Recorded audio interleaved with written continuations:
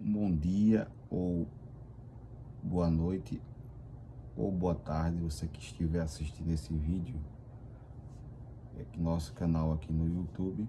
Já peço a vocês, se inscreve no nosso canal, tá o nome aí embaixo escrito inscreva-se, ative o sininho das notificações e fica por dentro de todos os conteúdos que serão postados aqui referente à Escola Bíblica Dominical. E para nós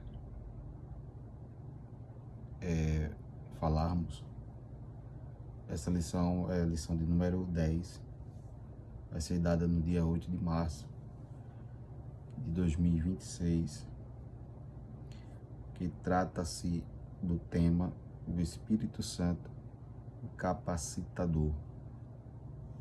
O Espírito Santo, o capacitador. O textuário da lição fala que está lá escrito em Joel, capítulo 2, e versículo 28, a parte A, que diz: E há de ser que depois derramarei do meu Espírito sobre toda a carne. Verdade prática diz: o derramamento do Espírito Santo é uma promessa universal que capacita a igreja com poder para pregar o Evangelho. A promessa do derramamento do Espírito Santo teve seu cumprimento na inauguração no Pentecoste, que essa promessa rompeu os limites da antiga aliança, em que a unção do Espírito se restringia a líderes e a executores da missão divina, que eram os judeus, ali os discípulos. Na nova aliança, a atuação do Espírito Santo permanece. Ela é válida para todos, Os que creem e vai além da regeneração. Ele também é capacitador do crente para o serviço no reino de Deus, que neste capítulo veremos que o Espírito distribui dons e conduz a igreja com a manifestação sobrenaturais, promovendo a unidade, santidade, testemunho eficaz no mundo. Nós vamos ver aqui que o comentarista fala, a palavra-chave é poder. Vejamos bem que a promessa do derramamento do Espírito Santo, o comentarista fala, cumpriu-se no dia de Pentecostes, como nós todos sabemos. E essa promessa desse derramamento fez com que revestisse a igreja de poder, que a palavra-chave é poder, poder para capacitar eles na pregação do Evangelho. Vejamos bem que o primeiro tópico da lição fala-se a promessa do derramamento do Espírito.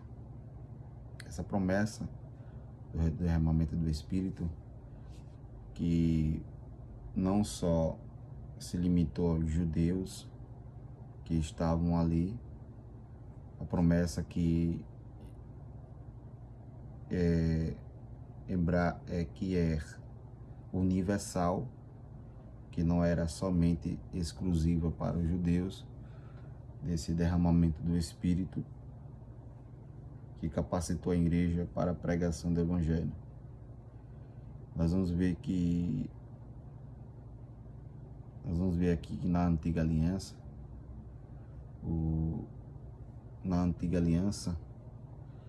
o Espírito estava de modo pontual sobre específicas e para tarefas determinadas. O Espírito estava em determinadas tarefas específicas. Isso era no Antigo Testamento. Vamos ver algum texto que fala sobre isso, lá em 1 Samuel, no capítulo de número 19.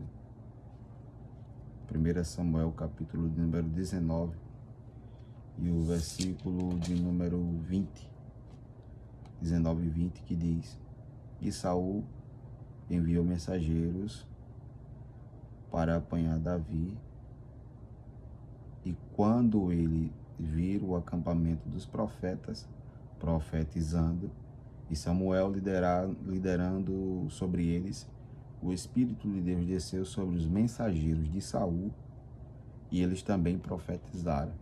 Veja a capacidade. Isso foi no Antigo Testamento, onde o Espírito Santo desceu sobre aquelas pessoas que estavam ali com Saul, e eles começaram a profetizar. Isso foi o derramado do Espírito Santo ali.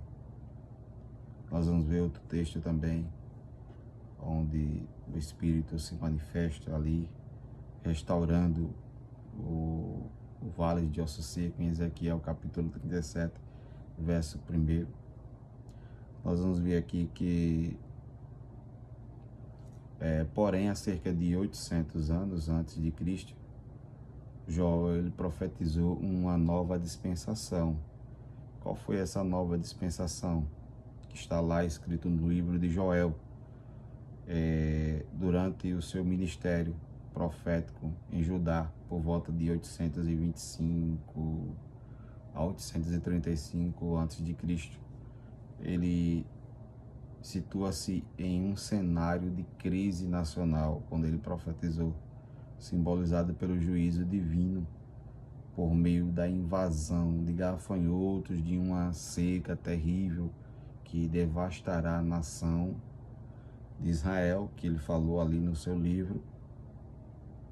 Essas calamidades levaram os judeus ao arrependimento profundo e ao clamor incessante por misericórdia divina.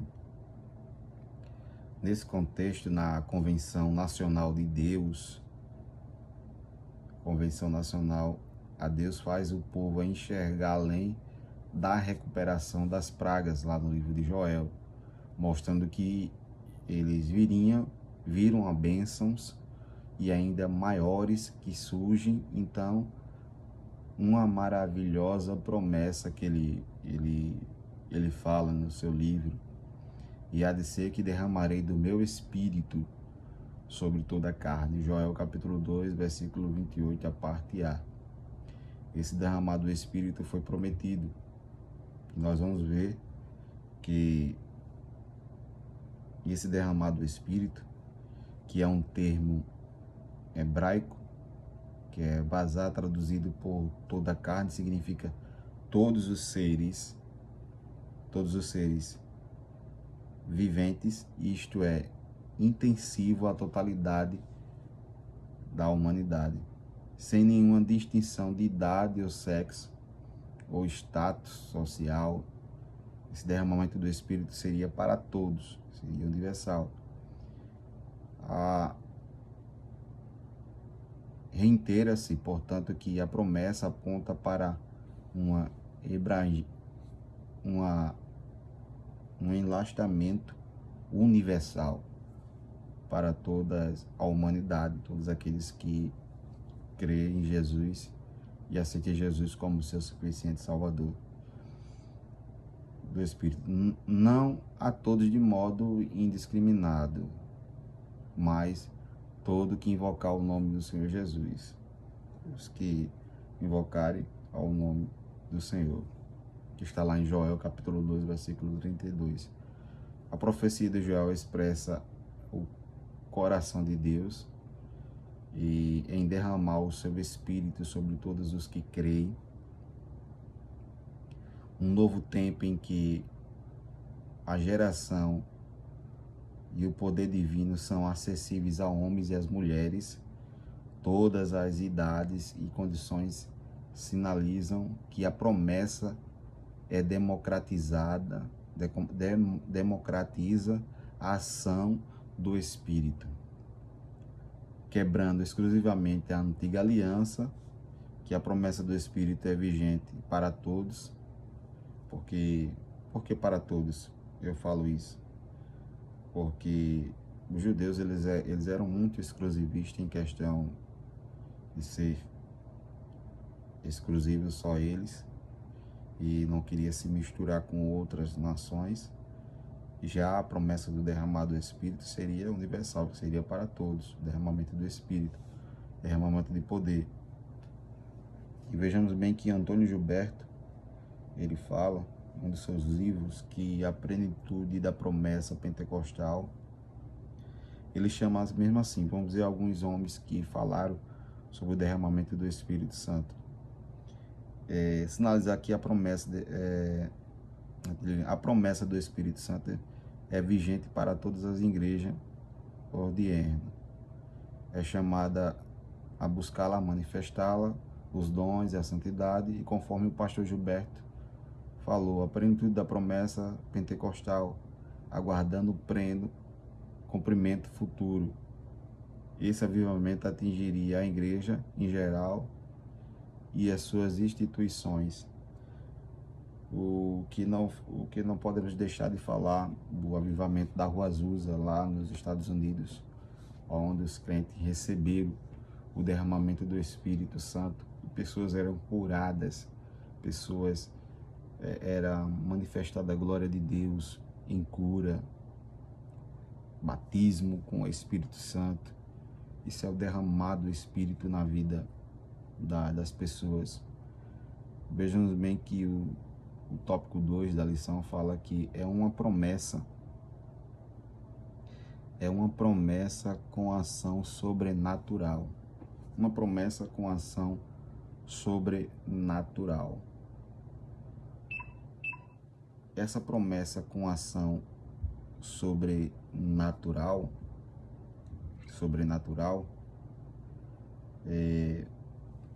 Joel profetizou, e ele fala que o derramamento do Espírito viria acompanhado de manifestações visíveis e sobrenaturais. Vossos filhos, vossas filhas profetizarão, vossos velhos terão sonhos e os vossos jovens terão visões. E isso seria algo sobrenatural que hoje nós vemos em algumas igrejas, as manifestações do Espírito, os vossos filhos, vossas filhas, pessoas profetizando, velhos tendo sonhos sendo revelados por Deus, jovens tendo visões de Deus. Isso é derramado do Espírito, é comprovado. E também sobre os servos e sobre as servas, naqueles dias derramarei do meu Espírito. Isso está escrito em Joel, capítulo 28, a parte B, e o versículo 29. Nessa ação do Espírito ocorre em uma mudança de paradigma. Como é que é isso? Como já assinalando a promessa de derramamento, não exclui e nem discrimina grupos de pessoas, expressando a extensão plena da graça sobre todas as gerações, todas as classes de indivíduos. Na dispensações anteriores, o Espírito de Deus esteve restrito a indivíduos específicos e escolhidos, que soberanamente para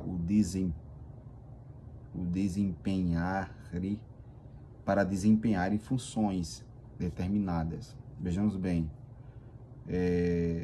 no plano divino. Assim, os líderes, tais como, vou botar um exemplo aqui de Gideões, Juízes capítulo 6, versículo 34, os primeiros reis, vejamos bem que o derramamento do Espírito que fez na vida desses homens, os primeiros reis, que foi Saul e Davi, nós vemos o derramado Espírito na vida desses homens. O profeta Miqueias também, um dos profetas que recebeu o derramado Espírito. Miqueias capítulo 3, versículo 8. E nós vemos bem que com a promessa escatológica do derramamento e capacitação do Espírito foi estendida a todo o povo de Deus, de modo que cada um se tornaria profeta, participante direto da ação e da revelação divina. Dessa forma, as profecias, que também são uma ação de capacitação do derramamento do Espírito. Tem pessoas que profetizam, nós vamos ver falando sobre profecia em 1 Coríntios capítulo 14, versículo 3. Pessoas tendo sonhos na Bíblia, sendo sonhos reveladores. A própria Maria teve um sonho, quer dizer, o esposo de Maria, que foi José, teve o sonho, onde o anjo se revela para ele acerca do nascimento de Jesus, que o que estava gerado em Maria era do Espírito, que está lá no livro de Mateus capítulo 1, versículo 20. Visões, nós vamos ver em Atos dos Apóstolos, capítulo 16, versículo 9. Revela a atuação do Deus vivo entre seu povo. São experiências extraordinárias que servem para a edificação espiritual da igreja. Por isso que eu falo que o derramamento do Espírito sobre cada pessoa, sobre a igreja, é para capacitação e edificação da igreja, para outras vidas serem edificadas através desse derramar sobre nossas vidas e outras pessoas serem edificadas, com o intuito de edificar a igreja e a igreja ser mantida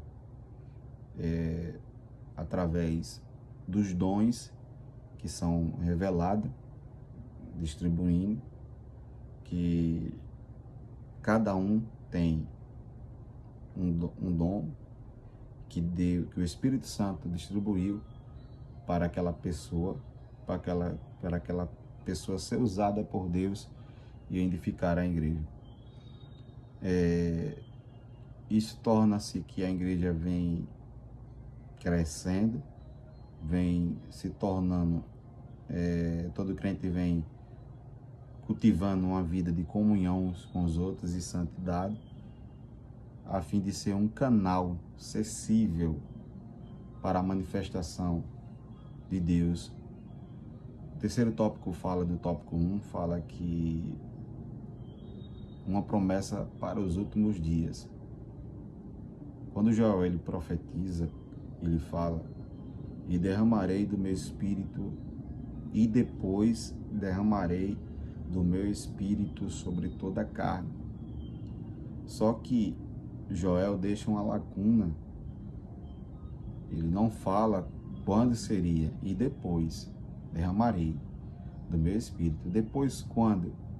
Aí você vai ver que lá no livro de Atos dos Apóstolos, no capítulo número 2 e o versículo 17, Pedro ele completa a frase de Joel, quando Joel profetiza lá no capítulo 2, versículo 28, e depois derramarei do meu espírito sobre toda a carne. Aí já Pedro completa a frase dele, e derramarei, e depois derramarei do meu espírito. Vamos ler para você ver. Ele completa a frase de Joel. Joel fala que depois derramarei do meu espírito sobre toda a carne. Já em Atos capítulo 2 e o versículo 17, Pedro completa a frase dele. Quando seria esse derramamento do Espírito? Quando se daria? E quando seria esse derramado do Espírito? Capítulo 2, versículo 17. E acontecerá nos últimos dias, diz Deus, eu derramarei do meu Espírito sobre toda a carne. Esse derramar do Espírito seria nos últimos dias. Era uma promessa feita para os últimos dias da igreja aqui na terra. E o tópico 2, para nós adiantarmos, tópico 2 fala do cumprimento. O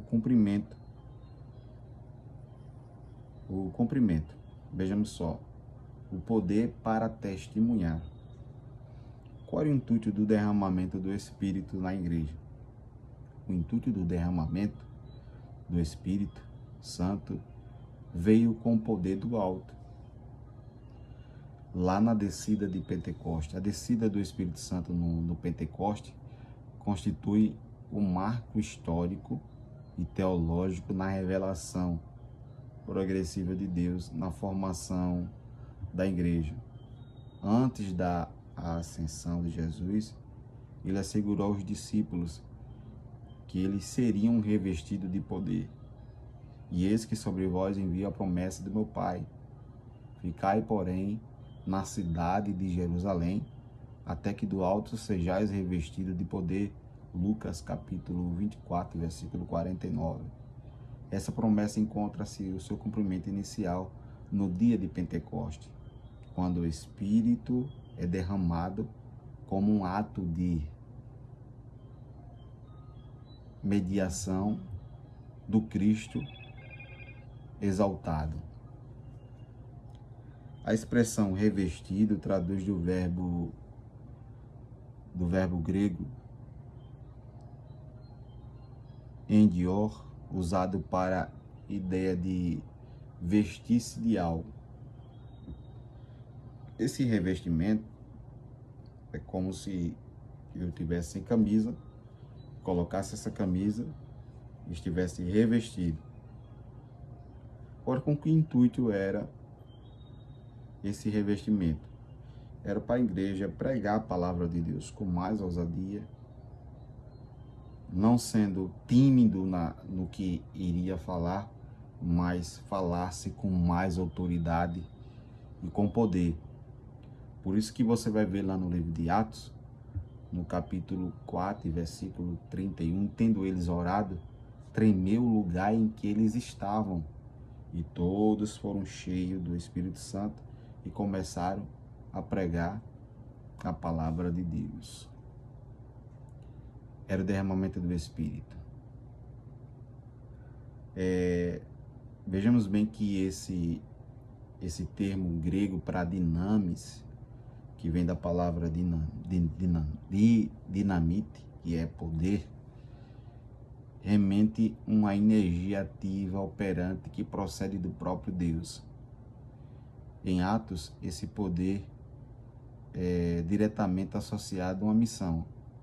Serão minhas testemunhas até os confins da terra.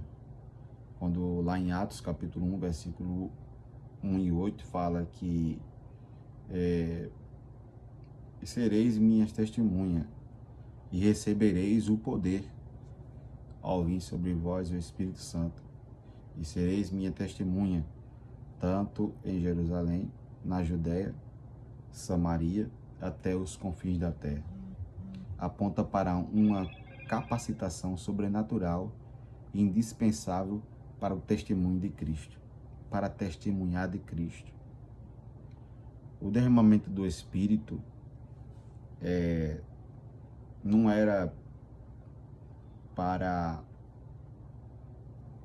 o interesse próprio dos discípulos, para aqueles que foram batizados, capacitados, para os seus próprios interesses, mas era para o Evangelho.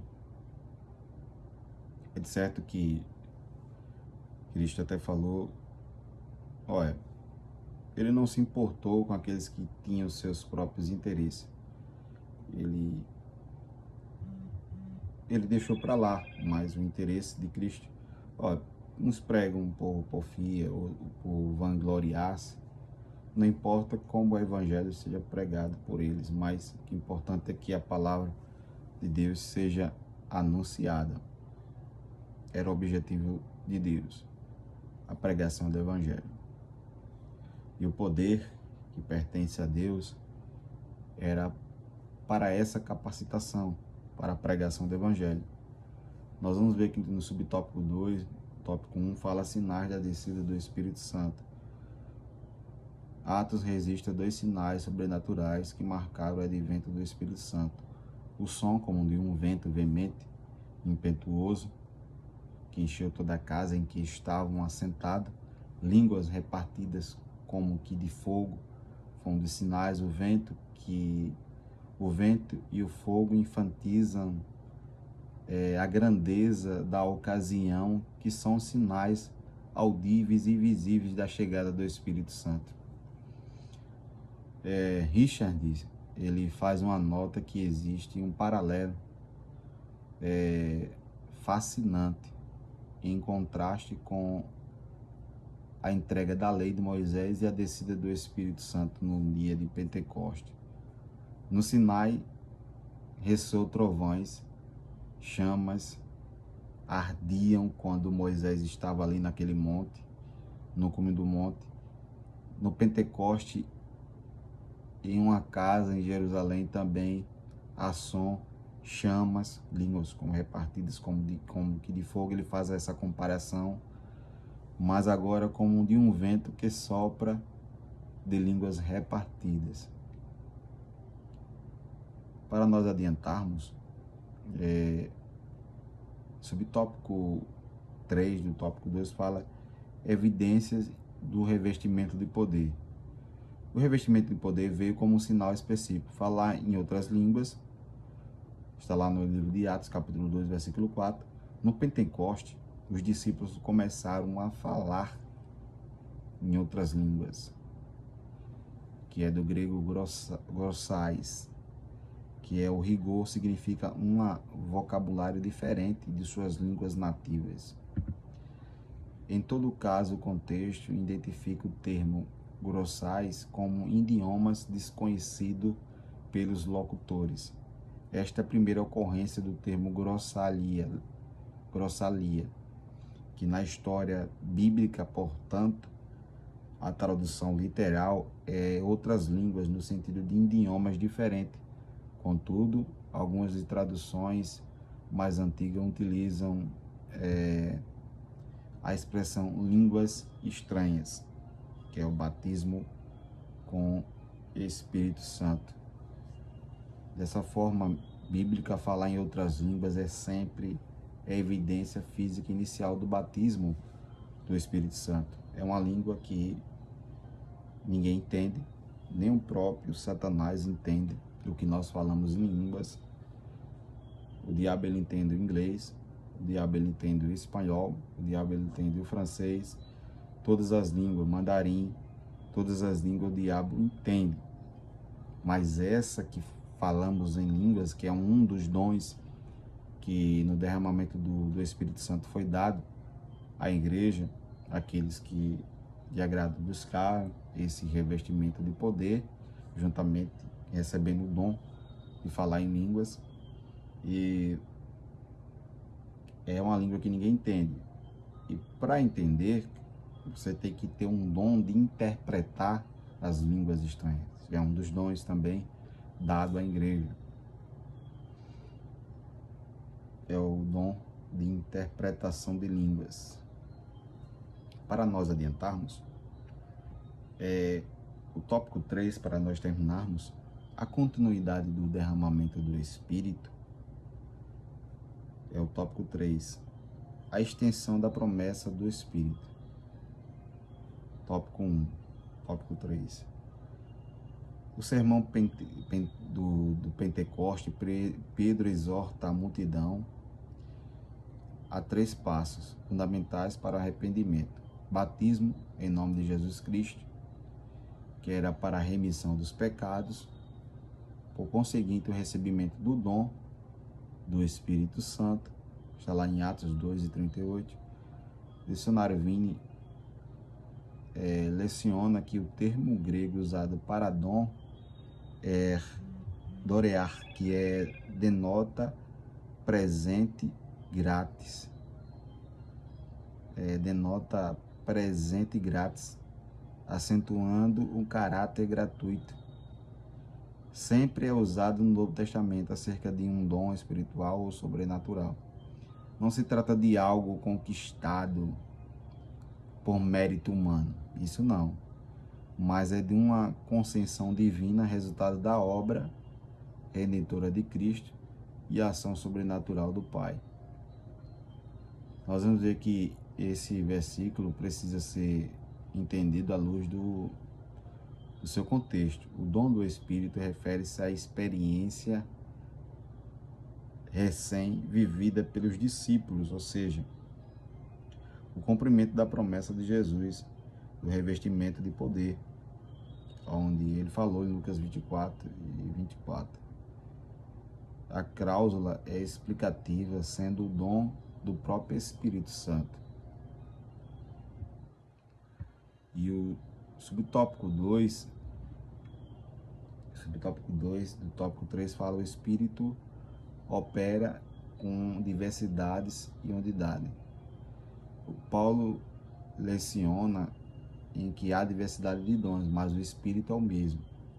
Veja só, e a doutrina da Trindade, ela só comprova que há só um Deus e não dispensa acerca que somente existe um Deus. O termo diversidades, que vem do grego, que significa distribuição ou variedades ordenada, Paulo utiliza aqui para indicar que os dons espirituais não são uniformes, mas múltiplos, completamente complementares, são complementares que Deus deu para a igreja. A diversidade não aponta para a divisão, mas para a variedade de dons, operações e ministério. São dons de cura, dom de falar em línguas, dom de interpretação de línguas. Se você for ler 1 Coríntios capítulo 12, você vai ver lá acerca dos dons do Espírito. Os dons, ele veio juntamente com esse derramamento de poder do Espírito Santo. Vamos, para nós adiantarmos, sobre o tópico 3, no tópico 3 fala: o Espírito distribui os dons com um propósito. Qual era o propósito do Espírito distribuir esses dons para a igreja? Para a igreja utilizá-los para, de uma forma organizada, e trazer edificação para a igreja. Vejamos bem que a declaração de fé das Assembleias de Deus professa categoricamente e crê na utilidade dos dons espirituais distribuídos pelo Espírito Santo à igreja para uma edificação, conforme a sua soberana vontade, para o que for útil.